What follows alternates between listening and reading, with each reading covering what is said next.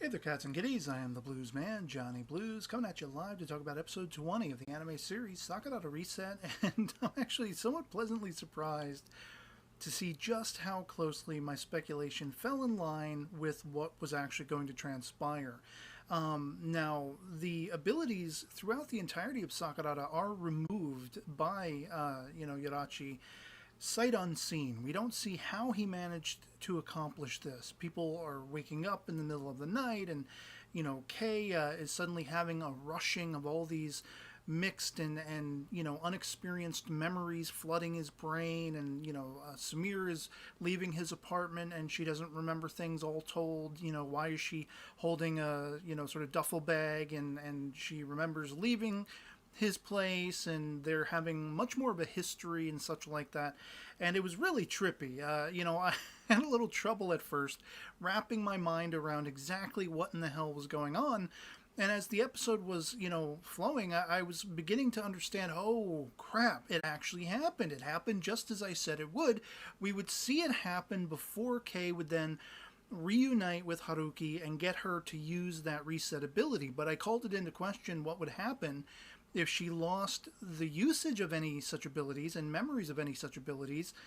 And of course, one of my speculations was that maybe there's a photograph of Haruki and he would bring her out of it, something along those lines. A photograph was what ended up being utilized to fix all of this, but all Kei needed to do was bring Haruki in the here and now, in the present day, the one who had been rewinded 2 years hence, into the picture wherein it encapsulated Sakurada while those abilities still existed. So her memory came flooding back to her. Of course, she hadn't yet been introduced to Kei, so she still didn't remember him, but she knew about the reset ability. She remembered how to use it.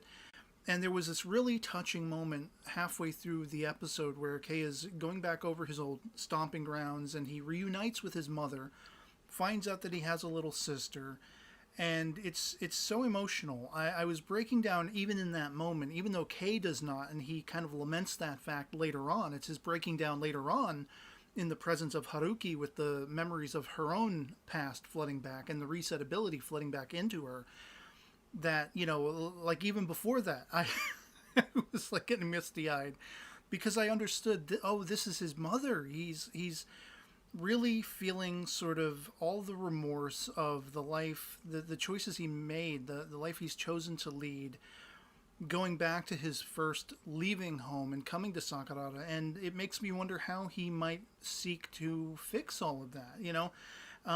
He really just wanted to run away at that early age, and he became fascinated and obsessed with abilities in Sakurada and everything when he began to be introduced to it. And so it's just really intriguing that even in spite of all of the abilities being wiped out, disintegrated, and all these false memories implanted into everyone, which it's like, how the hell did that happen? How did Orochi manage to make this happen? But in the wake of it, Kei is the only one whose memories are unflinching, who cannot be rewritten. And he has all of that conflict going on internally, and it's enough for him to sort of try to seek out what is reality, what's real, what is not, what is false.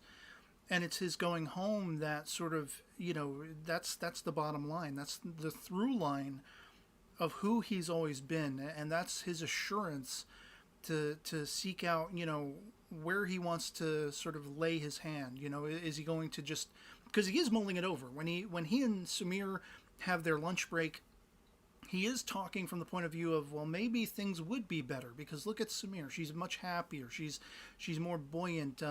She isn't so depressive. She's not mulling over. I mean, she has me for all intents and purposes, but he cannot, even though he is considering it, he cannot adhere to the falsehood of this reworked life that Orochi has set upon everyone in Sakurada Wide. And he needs to put things right. He figures that out by the end. And when he is reunited with Haruki, the actual before she was rewound Haruki, at the end, when he propels the younger rewound Haruki within the photograph to reset, and he's reunited with her, it's so telling that the first thing he does upon, sort of snapping to and seeing her before him is embrace her. And then he lets her know, these abilities, they have to be saved. If that means myself, me, myself, becoming the bearer of the MacGuffin to rule over all. It's not so much that he is, sort of proclaiming now he's going to become the antagonist, a villain, and he's going to, be the god, the high and mighty ruler over all abilities. It's more so that he has made the pact with himself to take control, take the reins, however Yorachi, a person like Yorachi might have encapsulated that, to manipulate, for his own benefits. He's going to take that away from Yorachi, and he's going to protect it and preserve it and keep it as is, keep the status quo as it is and as it should be, now that he's made that, sort of assumption within himself that that is the way things ought to be. They shouldn't be manipulated. They shouldn't be wiped out. A lot of people's lives are being completely and utterly ruined. There's the point in the hospital when Haruki is leaving with her mother, and it looks like all these doctors are surrounding Hanoka's room, and the mother says, "Oh, I wonder what happened in there." Well, she must have died because, her physical form, she was encapsulated to her body. She was comatose or whatever it is. And that dream world was what was keeping her alive. And so with the abilities being wiped out, so was her life. Her life was very much snuffed out like a candle flame as a result of it. So now that we've wound back, now that the reset has taken effect, it's all of this stuff was undone. And I think Kei says they have like 2 days to figure out how to beat Arachi at his game, at his own game, and make sure this isn't something that happens. And again, it was just, I was watching the episode from the start. I was kind of like mixed up. I was like, oh, wait a minute, what's going on here? And then I started to piece it together. As Kei is piecing it together, I was beginning to appreciate, oh, wow. So it did happen exactly as I speculated it would. Arachi had managed to successfully wipe all of the abilities out of the minds of everyone within Sakurada. And I didn't actually expect that he would also then go the extra degree of implanting false memories within them, but that's exactly what he did. And Kei is the only one who could recognize this. And there was a fail-safe in the fact that he had the photograph, that he could track down Haruki, even though she wouldn't have any memory of him.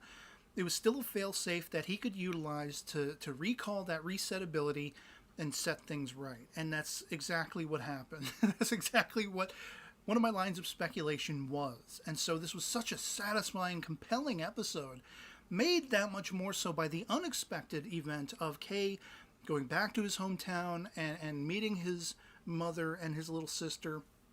And in that moment, being able to, air quotes, practice his apology to his mother on this strange lady he just ran into in a park, learning the origin of his name, that it was this idea of deep love, this deep-seated familial love of his parent. That is why, that is what became his namesake. That's why he has that name. And that's why his little sister subsequently also had a very similar name, using a similar kanji. And so it was that much more tantamount and meaningful and deep and moving. And again, it moved me to tears.